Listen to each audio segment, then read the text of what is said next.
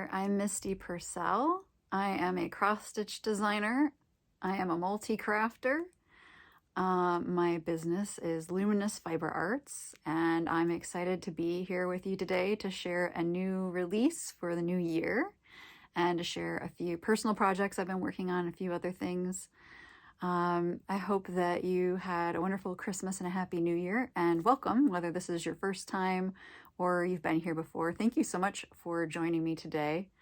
I'm really excited to talk to you about my new release and what I've been working on, so let's dive in. I love working with red and pink floss and designing Valentine's designs or designs about love. Really enjoy it, especially if I can have red and pink and maybe a little white sometimes thrown in. I love hearts, it's my jam. So this design is a Valentine's design, but it also just celebrates love in general. And it's a simple and sweet design called Sweet Love. And it features two little birds gazing lovingly into each other's eyes. And they're perched inside the word love. And we have hearts surrounding them. We have a heart that's been pierced by Cupid's arrow.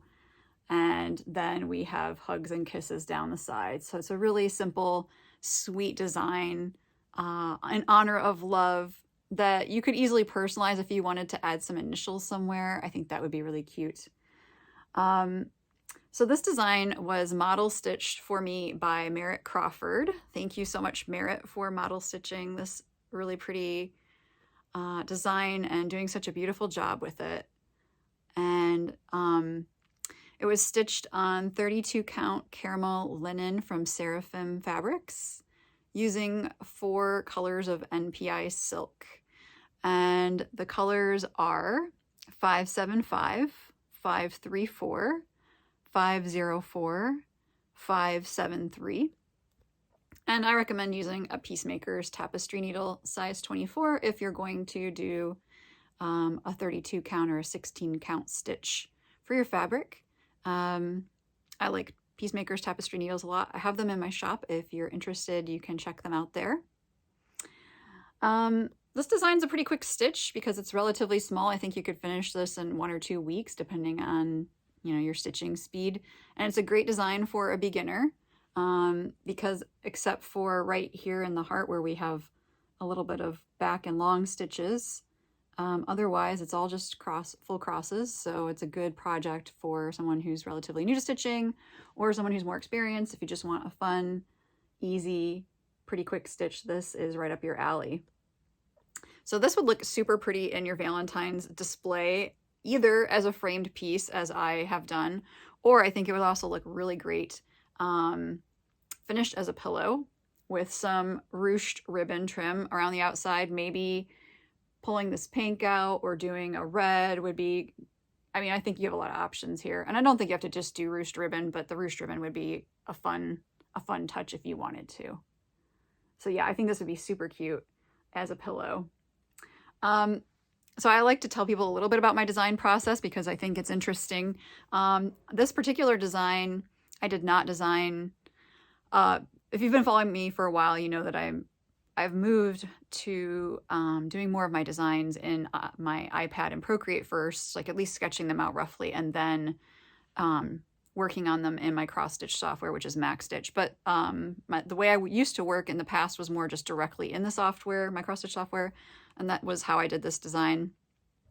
Because I didn't really know where I wanted it to go, it took me a long time to get there. A lot of tweaking of elements and changing of the size and the position of things over and over again. Honestly, this took me years, which seems strange for a small and relatively simple design, but sometimes simple designs are actually the hardest ones because you want to get everything just right, like in terms of the spacing and what you have, in the design itself. So I worked on this one and would tweak it and step away for a while and tweak it and step away for a while. And then get some feedback from some friends and then go back to it and work on it some more. So this one was a long time in coming, but I'm really happy that I did eventually get it to the way that I thought looked great and got it released. So when I sit down to design, I never know if something I design is going to turn out the way I envisioned, or if, you know, I'm going to spend a lot of time and come up with something that I can't do anything with, that I can't release because I'm not happy with it. You know, it's just one of those things that I don't have control over the creative process to that extent. And so some things turn out well, some things never get released, and I don't know. And I just have to follow the process and see what happens. So for me personally, that's my experience as a designer. I don't walk into any design thinking I know this is going to work and I'm going to have a design I'm happy with at the end. It's always a gamble for me. So this pattern includes a conversion to DMC if you'd prefer to use DMC floss instead of the MPI silks, but I do recommend the MPI silks. They are beautiful. It's hard to get a good view of the sheen, but they're so pretty. I love how silk just has this kind of glow about it, and the smooth feel of it when you're stitching with it. It's really nice. So the pattern is available in print or PDF format in my shop. So if you buy the print version, I have like a cardstock leaflet. And then if you purchase the PDF download version, you get a PDF download that you would print out yourself. And then I also have kits available in my shop with the fabric and the 4 skeins of floss. It's a fat quarter of fabric. And I do have selection though, so if you don't stitch on 32 count linen, I have other fabric counts and bases. So those are available in my shop. And I'm also excited to tell you that I have upgraded my shopping experience for you a little bit and simplified the process a little bit. So starting with this design and here on out, when you go to purchase the pattern, it will be one product on my website, and then you'll choose from the drop-down menu whether you want the printed cardstock pattern or you want to purchase a digital download PDF from a drop-down menu. And then it's just one product. You don't have to search for which is it, the PDF or the print. It's just the one product, and then you pick your preference from the drop-down menu. So that should speed things up and make it simpler and faster for you to find what you want and to get checked out. I'm really excited about that change. I think it'll be great.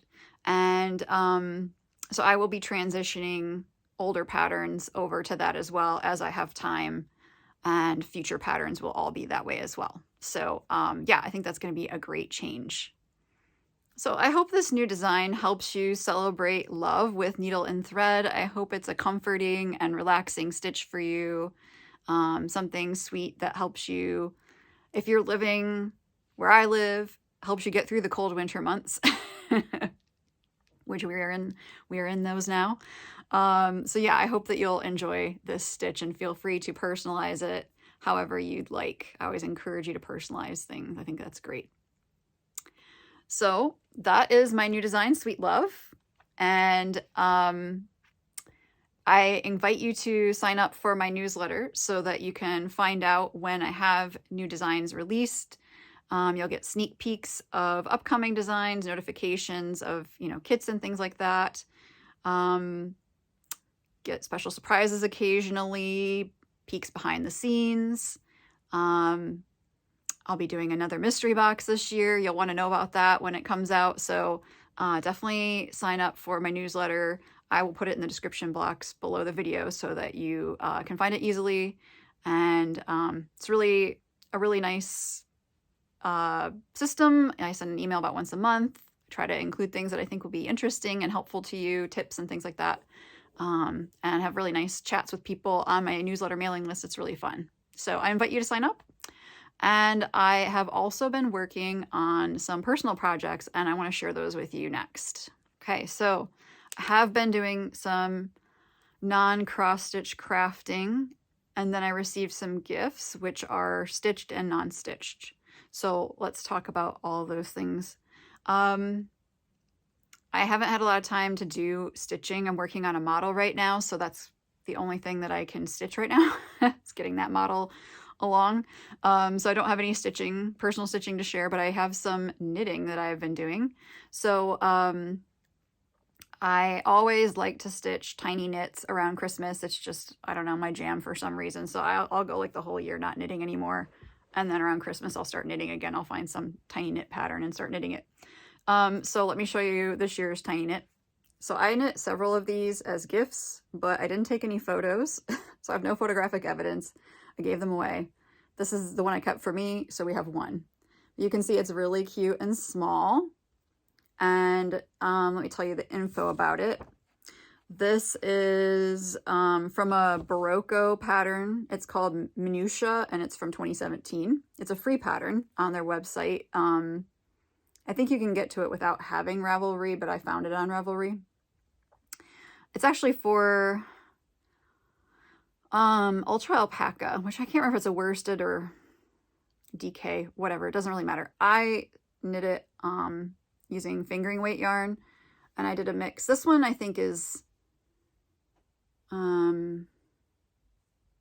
probably Malabrigo, but I did some, I don't know, this might be Madeline Tosh. Anyway, I did one in Malabrigo sock, and then I did several of the unicorn tails, which I think are Tosh Merino Light, and knit some more, and they're so fun. Oh, the unicorn tails are really fun. You've got these tiny little cakes of yarn, and you get to do all these different colors, and yeah. So anyway, I had a lot of fun knitting these, and they're pretty quick. So I knit these on size 0 double pointed needles, and the one thing I will say is, so it's a free pattern. It's designed by, let's see, who was it? Amy Christophers. The tricky part was that there was a, what's it called? I wrote it down because I want to tell you. A Turkish double start cast on, which I had never heard of. I found it a little challenging to get the hang of initially. It's basically like you're putting the tail, you take your 2 double pointed needles, stick the tail through, and then you're wrapping around them and knitting off of one and then knitting off of the other. It takes a little bit of tricky maneuvering to get used to. And I think actually the hardest part for me initially was just figuring out which way to wrap the yarn. So if I remember correctly, because I haven't worked on these in a while, put the tail through and go up and around and then knit off of it. It's just a way, so you're knitting from the top of the mitten down rather than cuff up. And then the thumb is an I-cord, which was actually really easy and nice to do. So I may incorporate that more in future tiny knits because I actually liked that a lot. But this was a fun little pattern and I enjoyed it. So I'm just letting you know. I'll see if I can find a link for you. If I can, I'll put it in the video description. So, yep, tiny knits. That was part of my Christmas. And then for one other knit that I did, this hat is called, what is it called? Alder? Yes, Alder by Faye Kennington. And this is in Malabrigo Rios that I'm knitting it. And it's in Pines and Natural. So I got a new coat for Christmas and it's red, but it's more of an orangey red than this sweater, which isn't actually my best color. I'm better in a little bit of a bluer red, but whatever. You don't get a lot of selection with coats, as you know. They're mostly black and navy, which are not great colors for me. So when I can find a red coat that's decent or a blue coat that's pretty good, then I go for it because I don't really like black coats. I like color. Winter's already boring enough for me in some ways, so I need something exciting. And so anyway, I got a red coat. I felt like I needed a different hat to coordinate with it, and I like to look for an excuse, you know, to knit something. So this has been really enjoyable. It's a pretty easy chart to follow. Like it's pretty easy to remember, so I didn't make a lot of mistakes as I was doing the Fair Isle. And I'm really enjoying it. So you can see I'm just starting the decreases in the crown. So I will be done with this before long, and I will probably add a pom-pom. The only thing that's bad about pom-poms for me is like hitting my head against the headrest in the car, and then like the pom-pom is kind of pushing me forward. So I don't know. The pom-pom I will put as a removable thing in case that's an issue. I know it's true with like my slouchy hat with the fake fur pom-pom. That one really gets in the way, so I don't like wearing it in the car. I also don't like hat hair, but it's kind of inevitable with my hair and winter, so I try not to have super tight hats. This one's like the second size, which is the 18 3/4 inches. And I'm using the needles that were suggested in the pattern. I didn't really check my gauge, but I thought everything looked good and close enough for me. So I did try it on, you know, when it was maybe about here. Seemed like a good fit. I haven't tried it on since, but it's a hat and not a sweater, so I should be fine. So that is that. I've really been enjoying it. It's been nice to get back to knitting after, you know, a long hiatus. So yeah, it's been good to do some knitting again. I also did a felt craft, and I don't think I showed this before. I might have at the beginning of last year. I don't remember, honestly. Hopefully you don't remember either.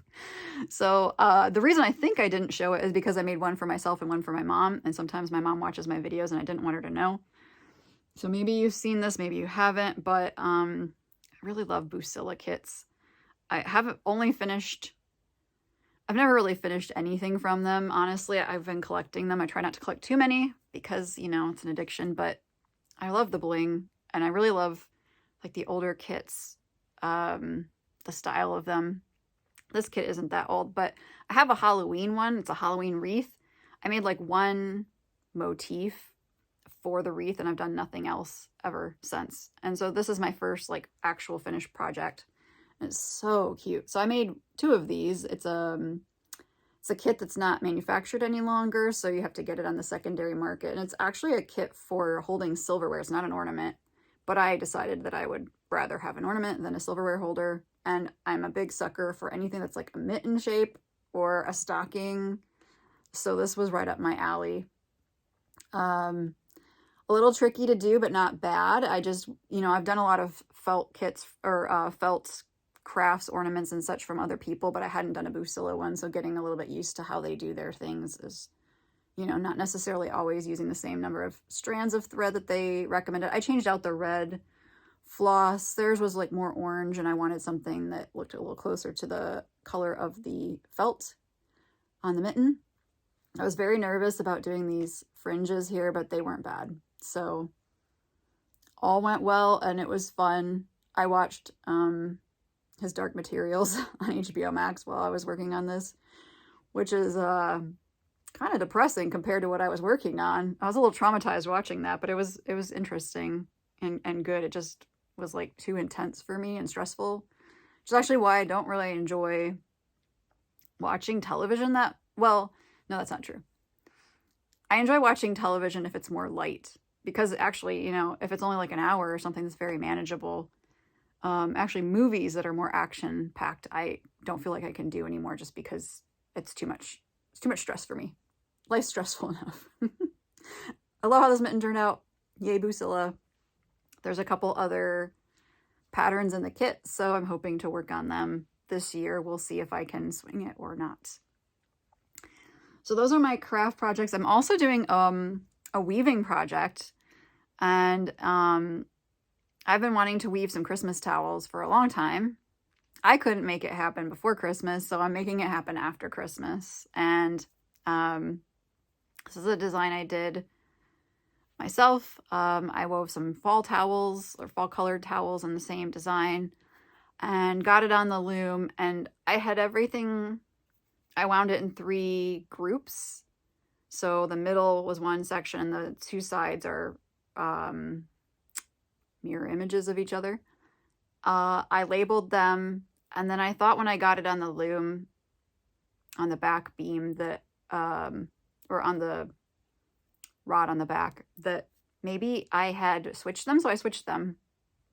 That maybe I'd been confused. I switched them, but that was actually wrong, and I didn't double check my pattern that I'd written up. And so I messed up my pattern, and I had this like huge section of white that was like asymmetrical, whereas everything else was symmetrical. So I had to go through and think, how can I fix this? So I'm gonna go back in and replace 3 strands of white kind of in the middle section with some green. I'll show you that later. So anyway, I'm excited to be getting a new project on the loom. I'm excited to be weaving again, or to be about to be weaving again, since I'm not actually there yet. I'm in the process still of warping. But I want to say I got a couple of new tools that I absolutely love. So if you're a weaver or you're interested in weaving, I'll just briefly share what I got. Warping sticks and helping hands. So I have always been someone who wound the warp onto my loom using paper, and the paper is just a way to separate the yarn as you're winding it onto the loom. And I've never loved that method, but no one has ever taught me to use the sticks, and so I didn't know how to use them or what to do with them.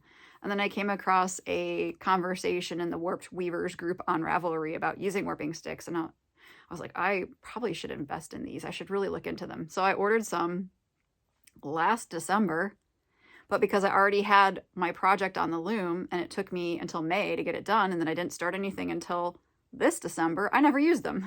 So I was a little shocked to realize I'd bought them that long ago and hadn't used them yet. But anyway, I used them and they were amazing. The only downside was I ran out before I ran out of warp. So then I had to go to the paper. The problem with the paper for me is that you constantly have to tug it down to make it taut, and you have to shift it in there so it's perfectly straight, and I can never do it straight, and then it starts going crooked, or I rip it, and it's just, I hate paper. So the sticks were amazing. I don't know that I'll ever go back. I bought some more sticks, and I'm really excited about them. The helping hands are something that you clip onto the back of the loom, and it holds your least sticks for you as if you're warping back to front, you know, it's like as you're winding on, it holds the least sticks up kind of near the rattle on my loom anyway, which is on the castle.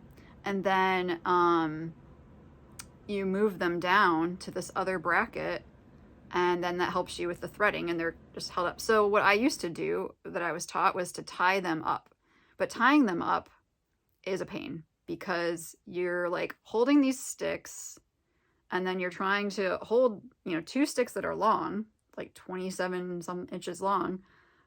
And then you're trying to like thread string through them and then go the opposite way and then tie them on and then do it on the other side. Anyway, it takes a while. It's tricky, and this makes it so much faster. So the helping hands are plastic. They're like 3D printed, and I got them from Lofty Fiber, and they're awesome. So I love them. Highly recommend if you're thinking about it. And my loom is an older loom. It's a David 1. And so it doesn't come with any cup hooks on the castle, which is what they use to hold the brackets at the bottom up so that you can thread your heddles. So I mentioned that when I called to ask about it. You know, I see that, you know, the demos for this, the looms have cup hooks at the top to hold the Texsolve cords, and mine doesn't have that. So what can I do? So they just put the cup hooks in the brackets at the top, and then I didn't have to screw anything into my loom, which made me happy, and they work great. So I highly recommend. I'll put a link to that also for you in case you're interested, along with the info about the warping sticks in case you're interested in that. So very happy to have some new tools that are speeding up and simplifying my process. Anything that I can do, especially with weaving, because weaving for me is slow. Anything I can do is great. So very excited to work on my Christmas towels. If I finish them in May, whatever. It's starting to, based on how busy I think my spring is going to be, it might be May before I finish them.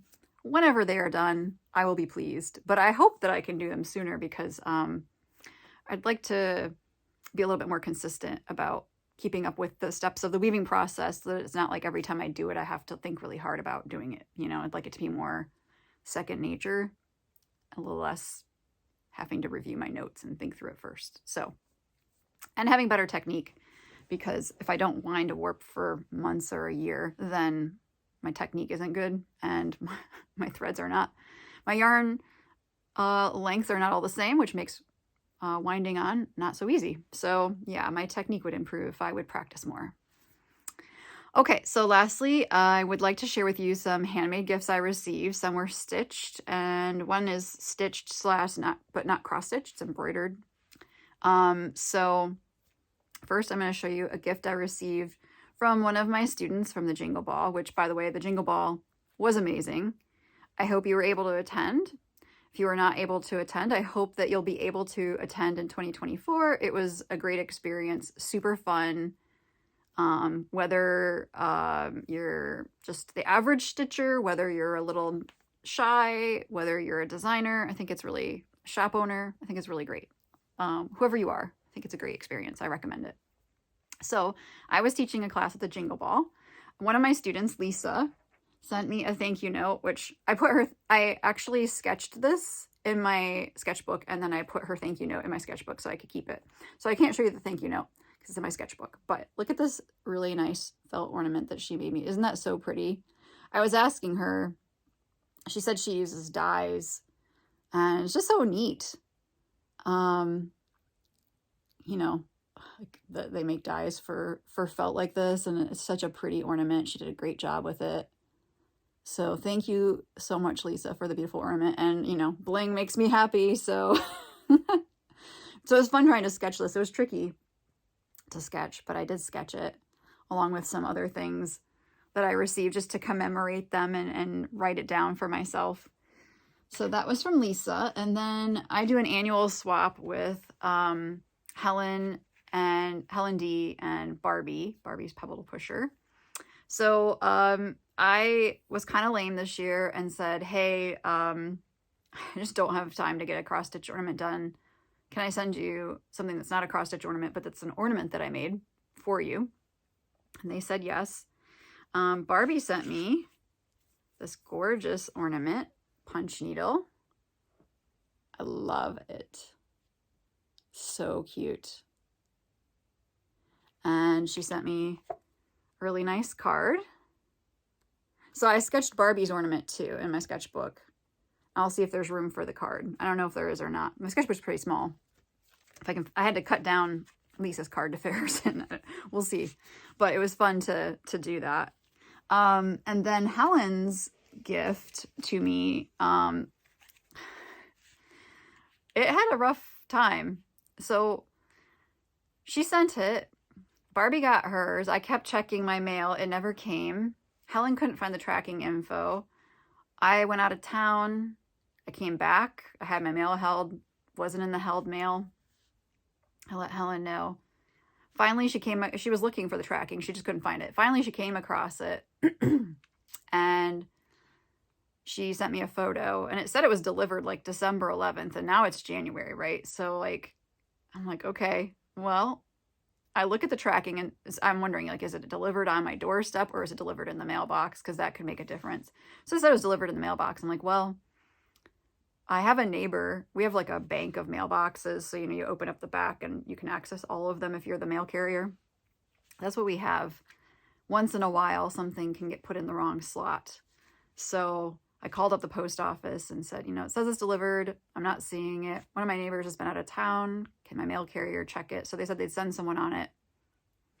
Later that afternoon, as I was taking off my shoes near the door, I heard this sound of a package being dropped off at my door. And guess what? It was Helen's gift. So that was a huge relief.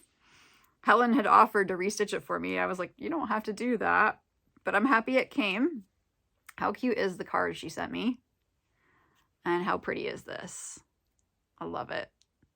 So yeah, really nice. And so happy it's here at last. Wherever it was, I'm glad I got it. I'm sure Helen is too.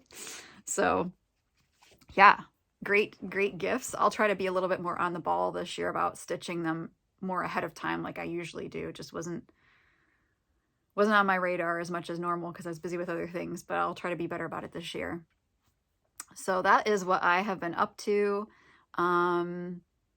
And I'm getting excited for spring releases in Nashville Needlework Market. I'm starting to work on that pretty semi-intensively. I don't know. It's not intense yet. It will be soon. Getting things together for that and kind of finalizing everything, figuring out what I need to order, what I need to make, all those kinds of things. And also in the process of working on the mystery box for this year, which I'm so excited about. Can't wait for you to see that. So yeah, lots of great stuff coming up this year. And I can't wait for you to see it. So stay tuned. Thank you so much for watching today. I hope you enjoyed the video. Please like and subscribe. And I will see you again here soon. Take care.